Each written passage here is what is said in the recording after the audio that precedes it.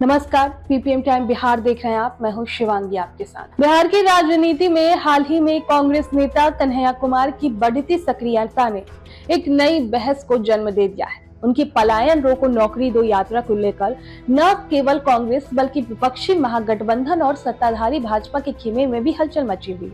अब सवाल ये उठता है कि क्या कन्हैया कुमार की सक्रियता से भाजपा के लिए नुकसानदेह साबित होंगी या उनके लिए प्रत्यक्ष अप्रत्यक्ष रूप से फायदेमंद हो सकती है। कन्हैया कुमार ने अपनी यात्रा में बिहार के बेरोजगारी, शिक्षा संकट, बीपीएससी पेपर लीक और बड़े पैमाने पर हो रहे पलायन जैसे संवेदनशील मुद्दों को उठाया है।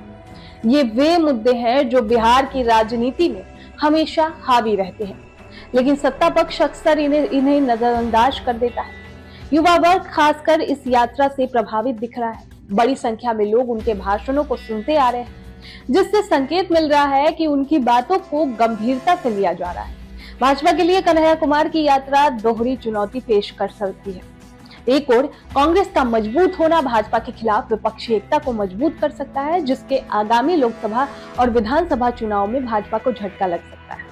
वहीं दूसरी तरफ ये यात्रा राजद और कांग्रेस के बीच भी तनाव बढ़ा सकती है, क्योंकि ये तो स्पष्ट हो रहा है कि कन्हैया की बढ़ती लोकप्रियता से राजद के वोट बैंक में सेंध लग सकती है। तो अब अगर कांग्रेस और राजद के रिश्ते बिगड़ते हैं तो ये भाजपा के लिए अवसर भी बन सकता है। भाजपा की रणनीति आमतौर पर विपक्ष को बिखरा हुआ रखने की है, तो यदि कांग्रेस और राजद में तालमेल नहीं बैठता तो ये गठबंधन महागठबंधन को कमजोर कर सकता है, जिसका सीधा लाभ भाजपा को मिलेगा। अब सवाल ये उठता है कि भाजपा की प्रतिक्रिया और आगे की रणनीति क्या होगी इस पर। तो दोस्तों, भाजपा के कई नेता इस पर कन्हैया कुमार पर सीधा हमला बोल चुके हैं। कुछ नेता ने उन्हें टुकड़े टुकड़े गैंग का सदस्य कहकर उनकी राष्ट्रवादी छवि को धूमिल करने की कोशिश की है। भाजपा की कोशिश ये भी रहेगी कि वो इस यात्रा को केवल राजनीतिक नौटंकी करार देकर जनता के बीच इसे असरहीन बनाए। लेकिन भाजपा के लिए चुनौती ये भी होगी कि अगर कन्हैया की यात्रा के कारण कांग्रेस मजबूत होती है तो बिहार में भाजपा के खिलाफ विपक्ष का एक ठोस चेहरा उभर सकता है।